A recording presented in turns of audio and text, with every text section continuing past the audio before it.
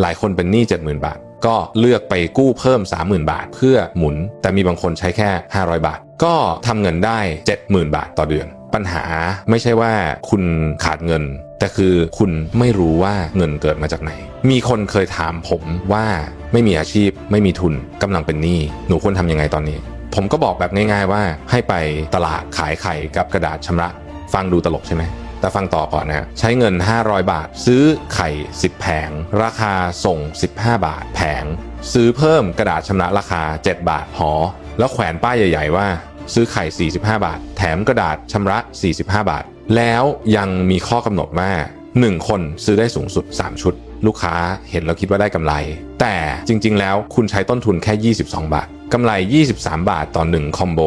ขายวันละ100ชุดได้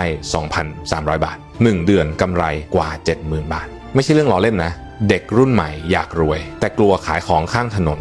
อยากเปลี่ยนชีวิตแต่กลัวลำบากคิดว่าต้องลงทุนใหญ่ต้องลงโฆษณาต้องเช่าหน้าร้านถึงจะเรียกว่าทำธุรกิจแต่ความจริงคือการทำธุรกิจคือการแก้ปัญหาและเล่นกับจิตวิทยาของลูกค้าคุณไม่จำเป็นต้องขายถูกแค่ต้องขายให้ฉลาดผมได้เรียนรู้วิธีคิดแบบนี้จากหนังสือเล่มหนึ่งที่ดีมากชื่อว่าเงินสร้างเงินมันไม่ได้สอนให้คุณรวยด้วยความเพ้อฝันแต่บอกทีละขั้นตอนเล็กๆทีละวิธีหาเงินที่เกิดขึ้นจริงจากเงินทุนน้อยที่สุดคิดแบบคนรวยลงมือทำเหมือนคนเริ่มจากศูนย์ถ้าคุณกำลังเป็นหนี้กำลังตันไม่รู้จะเริ่มจากตรงไหนจงอ่านหนังสือเล่มนี้อย่างจริงจังก่อนที่คุณจะคิดจะยอมแพ้เนี่ยอยากหลุดพ้นความจนอย่านั่งบ่นลงมือทำซะเริ่มซื้อเงินสร้างเงิน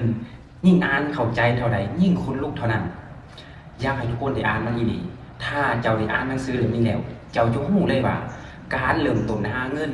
จากติดลบจากศูนย์เฮาควรไปจุดใดเฮ็ดแนวใดตามขั้นตอนตามสเต็ปเมื่อเจ้าได้อ่านหนังสือเล่มนี้แล้วเจ้าจะรู้ว่าการลงทุนแบบใดจึงจะเฮ็ดให้ลดความเสี่ยงและเฮ็ดให้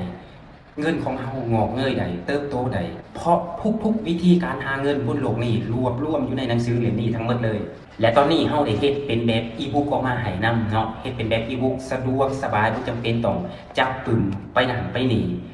สามารถเปิดอ่านได้ในโทรศัพท์ในคอมได้เฮาเฮ็ดออกมาเป็น2เวอร์ชันให้เลยเป็นภาษาไทยภาษาลาวพร้อมสำหรับคนที่บ่เก่งทางด้านภาษาไทยสามารถอ่านเป็นภาษาลาวได้สะดวกสบายอ่านอยู่ไสก็ได้ยามใดก็ได้และยังสามารถส่งต่อให้ลูกให้หลานอ่านได้ส่งต่อให้พี่ให้น้องอ่านพร้อมๆกันได้